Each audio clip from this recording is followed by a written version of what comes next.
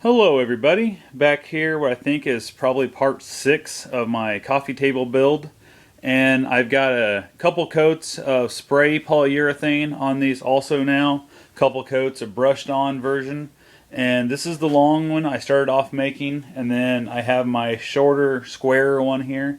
And what I've mainly want to show you, the fact that I've got a coat of finish on them, not a big deal. But I've started my base for the long one. I finally figured out what I wanted to do.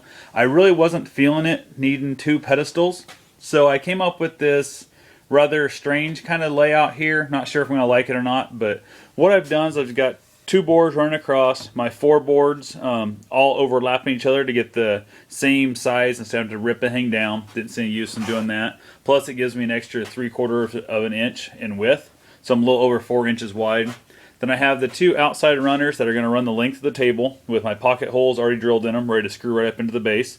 The one thing I definitely want to check with that I'll make sure that my screws are not going to be too long to rip to the top, which what I'll do is I'll run the screw up through, measure it all out, and if it is going to be too long, what I'll do is I'll start the screw, get the hole started, back the screw out, and then go ahead and cut the screw off and then screw it up through. And I'll do that on my grinder or my sander. It won't really matter what I do there. So the other thing I have is I have a really long leg coming out to the end, and I have the other side the same way. And then for the side stability, which my table's not truly flat, you can see how it wobbles here, I've got legs coming out both directions to the side. And those are going to end up being short enough. They won't stick out past the table at all. And on this one, I decided to 45 each of the feet. My first one, I did a rounded, kind of a curved angle. This one I decided to go with a 45 because, I don't know, I was just kind of feeling I want to do something a little bit different here, so that's what I've gone with. I also might go ahead and just varnish and stain this one as opposed to painting it. That way it all kind of matches. It's all, plain wood colored and not painted underneath.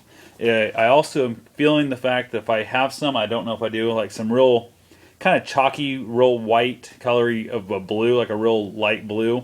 I might try and do something like that on there. So definitely don't think I'm going to fill the barn red, because this will be more likely to end up inside like a living room, and I don't think that's going to go over nearly as well. So a few little things I would have done differently here if I was to redo it.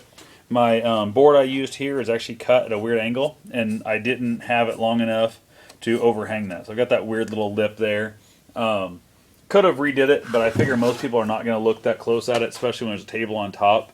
So this is early stuff I'm just kind of throwing out here. The wood I had laying around, it's free wood, all that good stuff. So anyway, that's what I have right now. And once I get that covering, whatever I decide to paint it, stain it, varnish it, whatever I'm going to do, as soon as that's done, I'll screw it together and I'll get you a final segment on the whole deal. So the square one is virtually ready to go. All I got to do is wait. Hopefully tomorrow it'll all be dry enough to final assemble it. And to do that, all I have to do is screw the base to the top. So kicking the idea around and maybe putting 4 bolts in it with some wing nuts so the top can come off a lot easier for like shipping and for packing away and that kind of stuff.